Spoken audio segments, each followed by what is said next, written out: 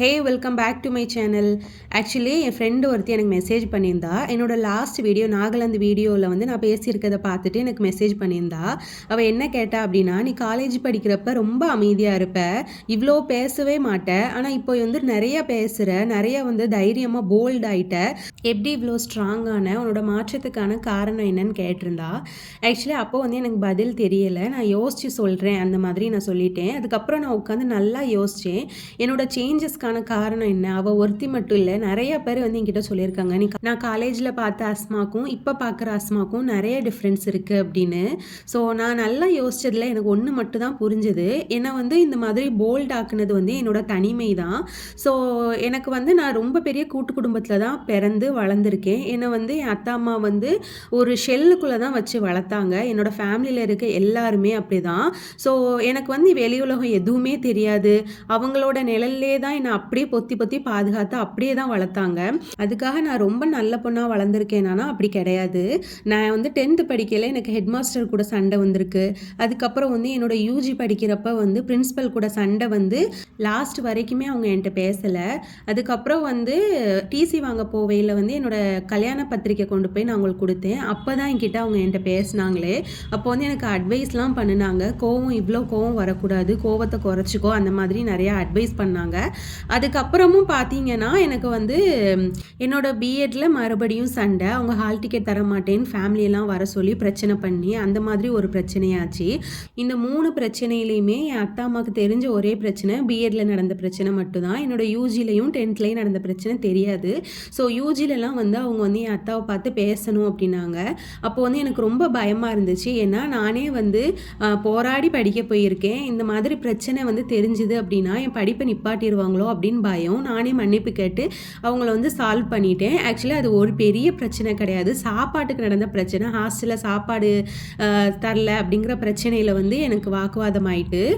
பிஎட்ல பார்த்தீங்கன்னா ஃபேர்வெல் அன்னைக்கு செட் சாரீ எடுத்தாங்க. ஸோ அந்த சாரீ நாங்கள் எங்கள் கேங் வந்து கட்டிட்டு போகாமல் வேறு சாரீ கட்டிட்டு போனோம். அதில் பிரச்சனையாயிட்டு. அதுக்கப்புறம் 10th பார்த்தீங்கன்னா ஏதோ அட்டண்டன்ஸோ இல்லைனா வந்து ஏதோ ஒரு சம்திங் அதை வந்து என்னோடய பேக்கில் வந்து வச்சு கொண்டு போயிட்டு நாளைக்கு கொண்டு வானாங்க. ஸோ எனக்கே பேக் வெயிட்டாக இருக்குது, என்னாலலாம் கொண்டு போக முடியாது அப்படின்னு மூஞ்சில் அடிச்சாப்புல பேசிட்டேன். அதுக்கப்புறம் வந்து மறுநாள் வந்து சாரி டீச்சர்லாம் வந்து இந்த மாதிரி எடுத்தறிஞ்சு பேசக்கூடாது, அவங்க வந்து ஹெட் மாஸ்டர் இல்லையா, போய் சாரி கேளு அப்படிலாம் சொன்னாங்க.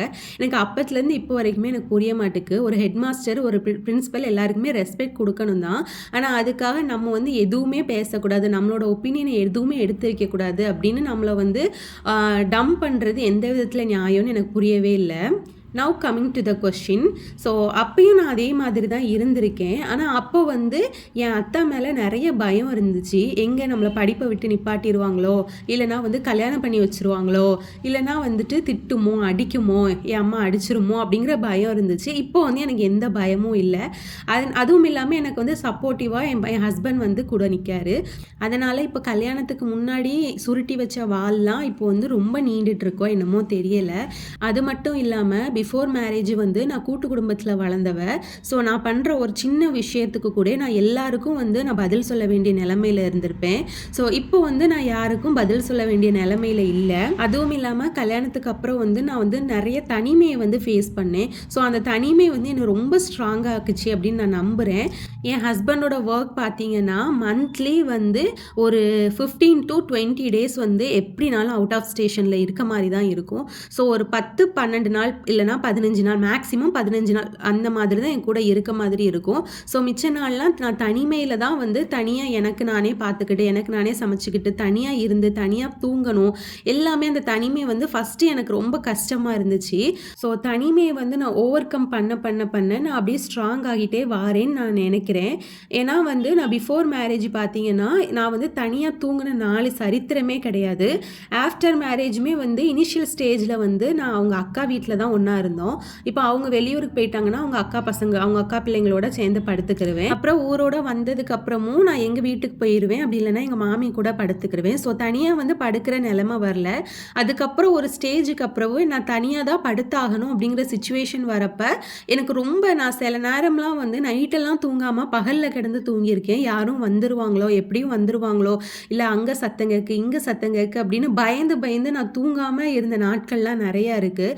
அதுக்கப்புறம் ஒரு ஒரு ஸ்டேஜுக்கு அப்புறம் நீ எத்தனை நாள் தூங்காமல் இருப்ப, எத்தனை நாள் உன்னால் வந்து சர்வே பண்ண முடியும், எத்தனை நாள் நீ வந்து பயந்துட்டே இருக்க முடியும், நீ தான் ஓவர் கம் பண்ணி வரணும், இதுதான் உன் லைஃப்னு ஆயிடுச்சு.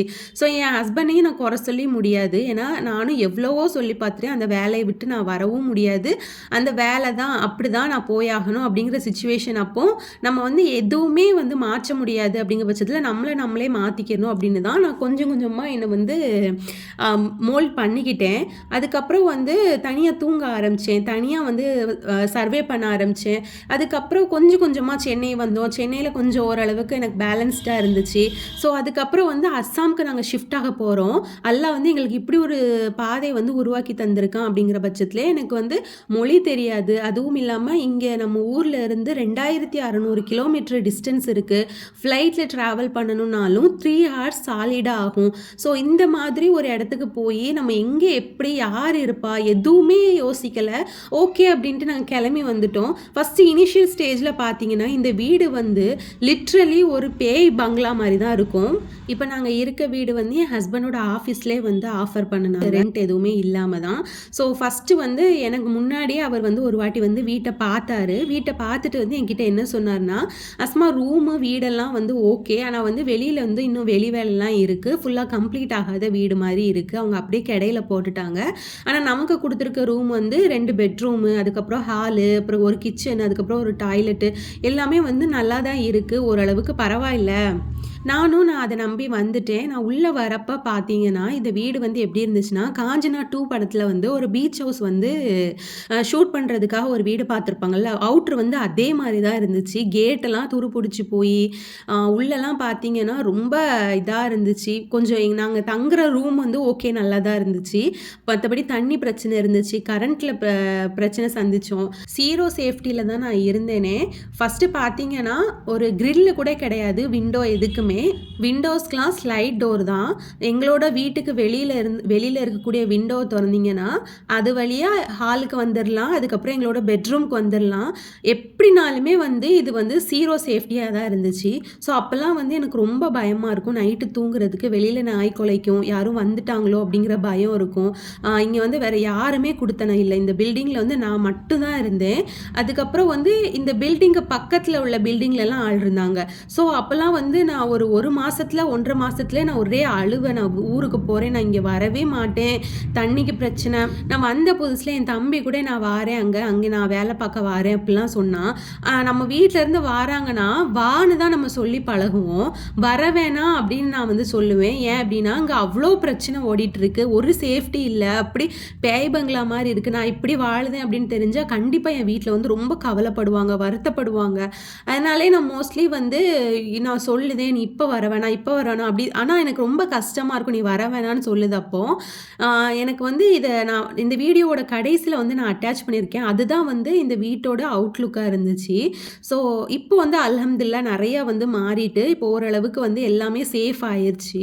அல்லாஹ்வோட கிருபையில் வந்து என்னை இப்போ வந்து ஓரளவுக்கு நல்லா இருக்குது. ஸோ இந்த மாதிரி வந்து ஒரு 4 இடத்துக்கு போய் 4 சுச்சுவேஷனை சந்தித்து 4 ஸ்ட்ரகிள் ஃபேஸ் பண்ணி அதுக்கப்புறம் நம்மளை வந்து நம்மளோட லைஃப் வந்து ஒன்று மோல்ட் பண்ணும்ல, அதுதான் வந்து என்னை ஸ்ட்ராங் ஆக்கியிருக்கு அப்படின்னு நான் நினைக்கேன். தனியாக இருக்கிறப்ப நம்ம பண்ணாத விஷயங்கள், நம்ம எதிர்பார்க்காத விஷயங்கள்லாம் நிறைய நடந்திருக்கும். நம்ம தனியாக சர்வே பண்ண தான் நம்ம யாருன்னு நமக்கு தெரியும்.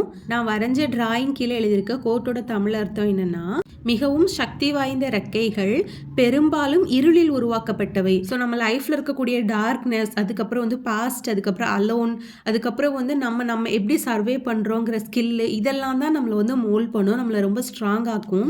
என் சமையல் கூட நான் இப்படி தான் கற்றுக்கிட்டேன். வந்த புதுசில் எனக்கு ரொம்ப கஷ்டமாக இருந்துச்சு, நிறைய ஃபெயிலியர் இருந்துச்சு சமையலில். எனக்கு வந்து அதுக்கப்புறம் கொஞ்சம் கொஞ்சமாக நானே வந்து கற்றுட்டு இருக்கேன். இன்னும் சொல்லப்போனால் கிளைமேட் கூட நம்ம ஊரில் வந்து இப்போ அவ்வளோ பேரும் குளிருது எனக்கு காய்ச்ச அப்படி இப்படிங்காங்க. நம்ம ஊரில் வந்து மேக்ஸிமம் டிகிரியே வந்து 22 டிகிரி தான். ஆனால் இங்கே பார்த்தீங்கன்னா 13 டிகிரி 12 டிகிரி வரைக்குமே போகும். இன்னும் போக போக போக 10 19 அந்த மாதிரி குறைஞ்சிட்டே போகும். ஒரு வார்த்தையில் சொல்லணும்னா நான் வாங்கின செருப்படி தான் என்னை உருப்படியாக ஆக்கியிருக்குன்னு நான் நினைக்கேன். எல்லாருமே அவங்கவுங்க லைஃப்பில் அவங்கவுங்க சர்வைவர் தான். நம்ம எப்படி சர்வை பண்ணுறோம், நமக்கு எந்த மாதிரியான பிரச்சனை வருது, நம்ம எந்த மாதிரியான சுச்சுவேஷன் வந்து ஃபேஸ் பண்ணுறோம், நம்ம எதெல்லாம் கடந்து வரோம் அப்படிங்கிறத பொறுத்து நம்மளோட மெச்சூரிட்டி, அதுக்கப்புறம் வந்து நம்மளோட பிஹேவியர், கான்ஃபிடென்ஸ் எல்லாமே வந்து ஸ்ட்ராங் ஆகும். எல்லாருக்குமே தெரிஞ்ச கோட் தான், அனுபவமே சிறந்த ஆசான், experience is the best teacher. So அவ்வளோதான். see you on next video. Bye.